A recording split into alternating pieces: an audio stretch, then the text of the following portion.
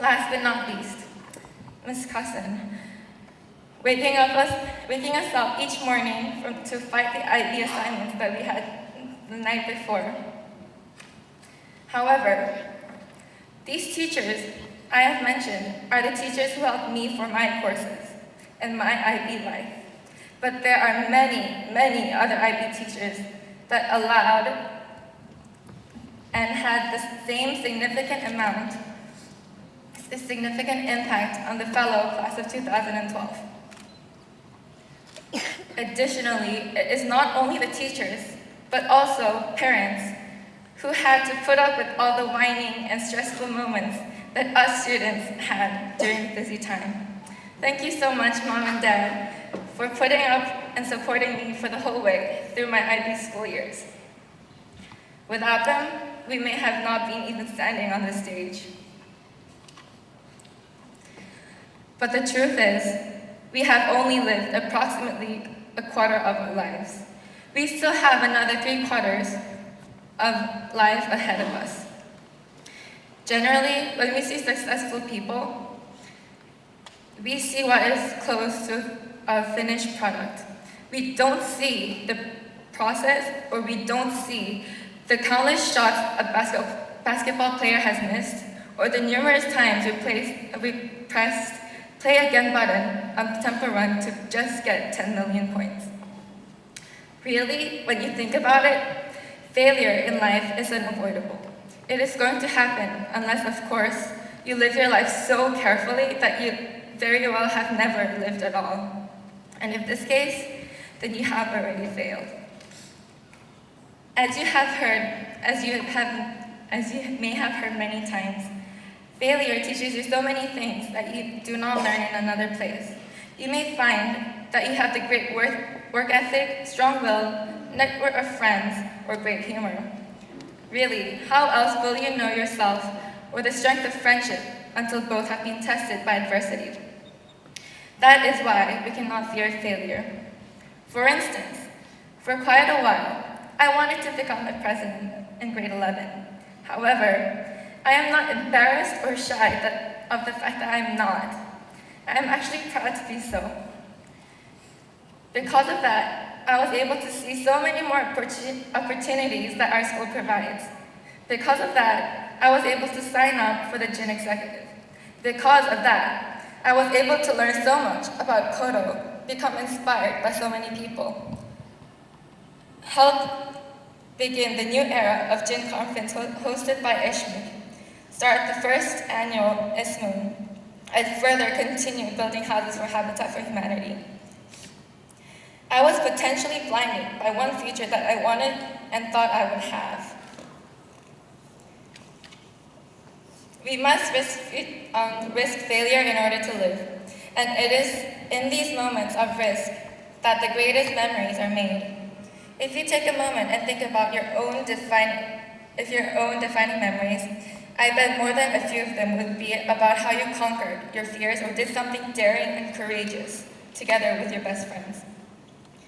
Being in the moment and making those moments count makes up the big part. We make those moments count by sharing stories, especially in Moth, or sharing memories with one another, or sharing goals, or even laughs. I was lucky to build these memories with the class of 2012, my family, and my teachers. These small things, parents' support, memories with friends, teachers' moral supports, are all essential. Our bus ride songs and Uno fortune telling with Yuki and Kat Tien, they all make their places in our memories. In fact, I'd go as far as to say what we view smaller things are the most important things. Not to say that bigger things like classes or IB exams or internal assessments are not important. They definitely have helped us absorb an immense amount of knowledge. Every student sitting on this stage, every teacher, every parent deserves a big thank you and a round of applause. Everybody once thought IB was impossible. We have finished the impossible. Congratulations, class of 2012.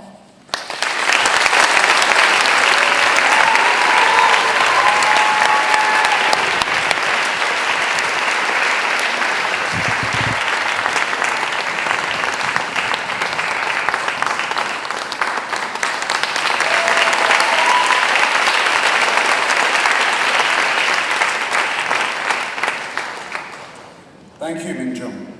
I would now like to introduce a break in tradition. The graduating class have chosen another teacher to be their speaker for this ceremony.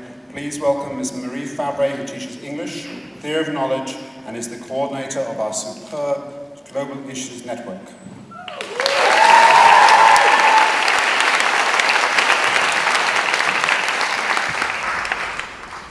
Students, parents, colleagues, class 2012, good morning.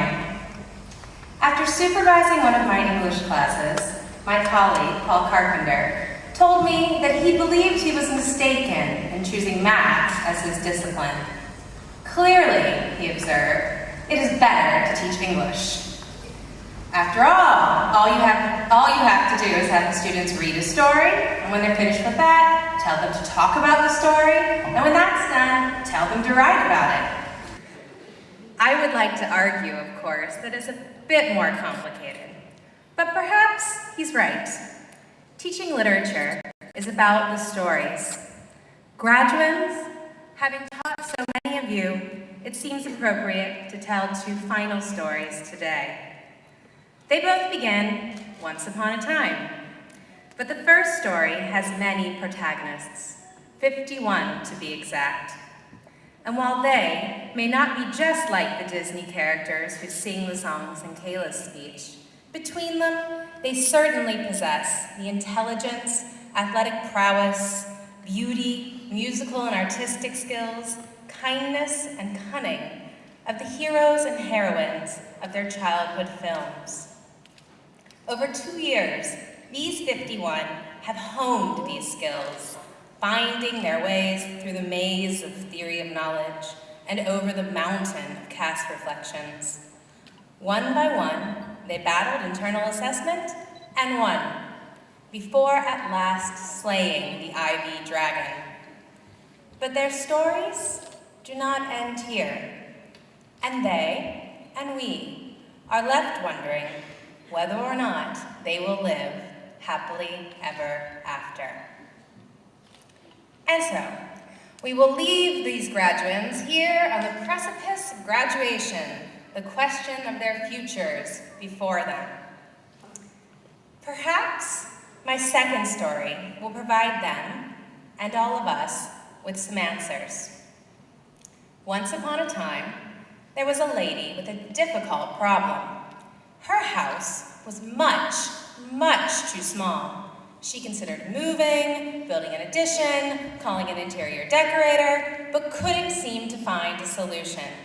So, she turned to a wise old man for advice, asking him, "Wise old man, won't you help me, please? My house is a squash and a squeeze." "Take in your hen," said the wise old man. Now the lady lived on a farm, so while she found the old man's advice peculiar, she complied, taking her hen to live inside the house with her. It was a disaster. The hen flew all over the kitchen, breaking everything, laying eggs on the sofa. She was at her wit's end when she returned to the wise old man for advice. He listened and said, "Take in your goat." Confused, the woman decided, after all, to take in the goat. That, as you can imagine, went about as well as the hen. So, she returned to the old man, who advised her this time to take in her pig. This was even worse than before, but when she returned to the old man to complain, he told her to take in the cow. She did, and at last, filthy, exhausted, and confused, the lady returned to the wise old man, whose wisdom she was seriously starting to question. Again, he listened patiently, and then said, "Take them all out." "But I'll be back where I began," she replied. Still, she followed the advice, letting out first the hen, then the goat, then the pig, and at last, the cow. She closed the door and looked around, amazed by what she saw. Her house was absolutely enormous. It was intolerable when she had to share it with 4 animals, but for one little woman, there was plenty of space. She returned to the old man to thank him.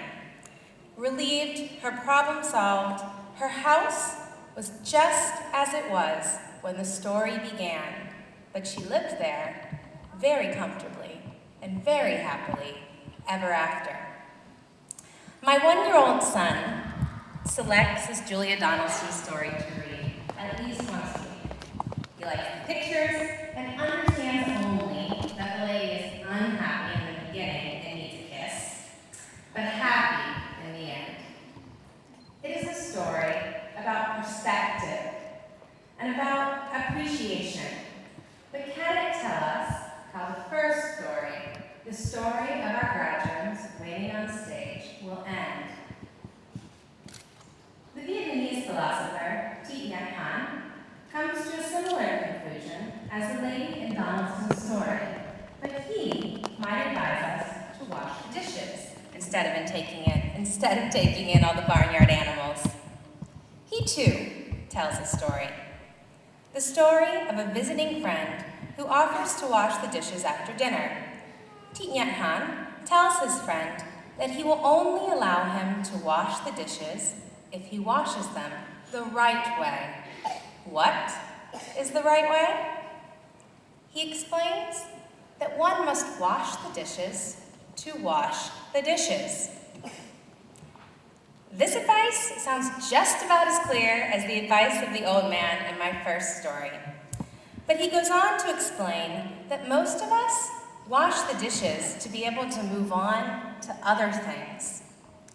Replace the dishes with homework, exams, that form you had to have all of your teachers sign, clearing out your locker, and perhaps his message becomes clearer. The dishes are a nuisance, something that must be gotten out of the way. Even so, washing the dishes, even washing our hands, he argues, is, in and of itself, a wonderful experience. I admit it doesn't sound exciting, but try the next time you wash your hands to notice the sound of the water, the feeling of it rushing over them, the smell and the texture of the soap, the moment away from your worries. And I imagine you'll agree. High school, like so many parts of each of our lives, our stories, is something we want to get through as quickly as possible, convinced that the wonderful experiences will come once we've finished. How many school days have you spent thinking about the weekend? How many school weeks thinking about the next holiday? How many times during the last 2 years did you think longingly of today when it would all be over? And how many of you already wish you could have back some of those days with your friends? There is wonder and there is happiness in our average, boring, day-to-day experiences.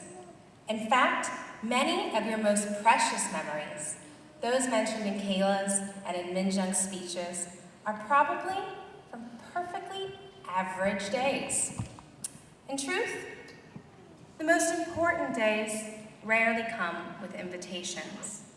More often, they come without any notice at all, and without our realizing how important they are until they have already passed. The problem, you see, with stories is that they end with the events. Our assumption that the characters live happily ever after is based on the wedding, on the victory, on the graduation, not on washing the dishes afterwards, on picking up the pieces, on the summer, and even the lifetime after the ceremony. And so, graduates, how does my first story, your story, end? Perhaps, instead of asking how it ends, we should ask how it continues. The evidence that it will continue happily is in the way that you have spent your time at Ishmek. The evidence is in the lessons you let run into lunch because what you were talking about was fascinating. In fact, it is the lunches you spent with SRC or gym groups, not because you had to, but because you wanted to. It is the number of you who came in during study leave, not just for revision help, but for a chat. It is in the coursework and the artwork and the compositions you want to keep, not for the IB, but for yourselves. And all of you who stay Friday afternoons to play senior teacher football, and the hours you spent in productions, or the evenings you dedicated to watching the productions of your friends, and the compassion and the commitment of gym leaders who were organizing events long after requirements had been met because they believed it was the right thing to do. In Marissa games, you played when the winning wasn't as valuable as a chance to play alongside your teammates once more. I believe that the evidence is in all of you who smile so much, even during exams. This evidence, these actions, were what Thich Nhat Hanh meant by doing the dishes to do the dishes. You participated out of passion, not out of obligation. Because of this class of 2012, you are why Ishmek is about more than just exam results, and why walking down the corridor, one feels cared for and a part of something. Why so many alumni come back to visit, as we hope you will do as well. Sure, we, your teachers and parents, were worried about the deadlines and about how you would fare in exams. Like you, we will be anxious when the results are released in July. But whatever scores you receive, they can only measure a small part of what you've gained and what you've given here. They are simply the end, not all of the days that led up to it. Your experience at Ishmek is not about today. It's about all the days that preceded it, just as your lives will not be defined by special occasions, but by the ordinary days that lead up to and follow them. And so, as the lady in my first story saw that her house was, just as it was, more than she realized, was in fact all she hoped for. I hope that you, class of 2012, will gain from this stage the perspective to appreciate what today you will be leaving behind, and the wisdom to see the wonder and the beauty and the fun in all of the days that build up to your next celebration. Thank you.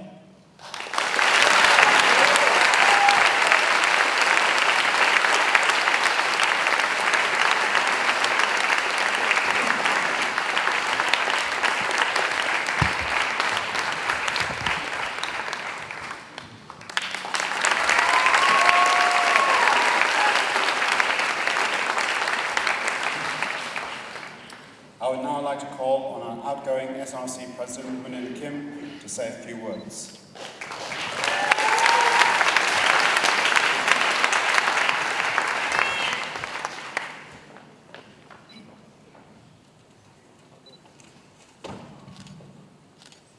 Good morning, teachers, parents, staff, and my friends, class of 2012. My name is Moonin Kim, and to all of you high school students, I'm your... Yes, thank you, okay. So I am, or was, the SRC president of 2011 and 2012. Over this past year, it was an honor for me to have worked with my dream team. This team is made up of 7 unique individuals: myself, our supervisor, Ms. Versal, our media coordinator, Tassaran Machayanant, our vice president, Harry Lee, our secretary, Jimin Hong, our social convener, David Saw, and our treasurer, Sungwon Lim. We were the dream team. And dreaming too big for my team was a problem. With the help of IB stress, I sometimes dream almost to the point of hallucinating. And unfortunately for them, this was a nightmare. In return, they have made my senior year as stressful as they possibly could. But that's why I love them. We weren't initially a great team. We weren't born leaders, and we definitely weren't made for each other. And as the leader, there's no better way to solve that problem but to hold hands and sing "We Are Family." And that's exactly what we did. To get us all smiling and somewhat motivated. It wasn't pretty to watch, nor was it attractive to listen to, but it worked, and that was all that matters. I was a kid back then, so that didn't help either.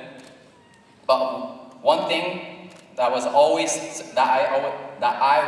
certain of is was to make each and every one of your vote count. And that was my motivation to go through whatever it takes to get it perfect. This perfection could not be executed without the SRC representative. So I would like to thank all of you, especially those who contribute a lot of your time and effort for the SRC. You know who you are. Over time, leading became progressively easier. I've learned to love my team, and they've made me proud. Over this past year, we've made one of the most successful Spirit Week, and the best formal yet. With the help of Ms. Levi and Mr. Parson, we opened the first ever Rhino Hut. We helped build a stronger relationship with the canteen, and so much more. And the girl that was part of this team is now your president. I am, and always will be, the small man with a big heart, doing big things. But now, it's time for a small woman with a ginormous heart to perhaps do even bigger things and continue to make your school a more enjoyable place. And there's no doubt in my mind that she will do this. So here she is. Please welcome your new president of 2012-2013, Sungwon Lim.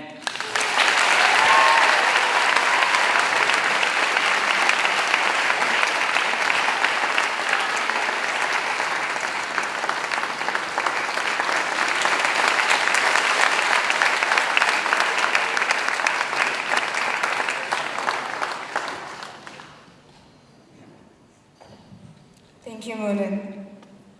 I hate you for making me cry. Good morning, parents, teachers, fellow students, and most importantly, the graduating class of 2012. My name is Sungwon Lim, and I have the honor to be the president of the High School Student Council next school year. I would just like to thank Moonin for his energy and commitment for this year's Dream Team, and also for being a great friend. Thank you for always being there for me when I needed your help and guidance. I would also like to thank Lily for her passion and dedication for this year's SRC. Your magical abilities to create and design stunning posters and videos will never be forgotten. I am truly lucky to have worked with both of you, as you have made unforgettable memories for me. Lastly, thank you, Ms. Rosol, for supervising the SRC, and I look forward to working with you, David, Jungmin, Sukmin, Jaehyung, and Giuliano to continue Moonin's and Lily's hard work. It is unbelievable how time flies so fast that I'm already standing here congratulating some of my friends, teammates, and captains. I wish you all the best, and I hope to see you all in the near future. Thank you.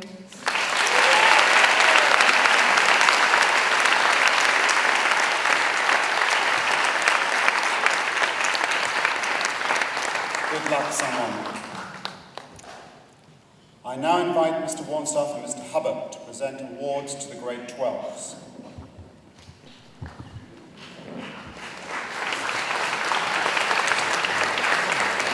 We will start the presentation of awards for the SRC, our Student Representative Council. As Manon said earlier, they have been very busy and they really have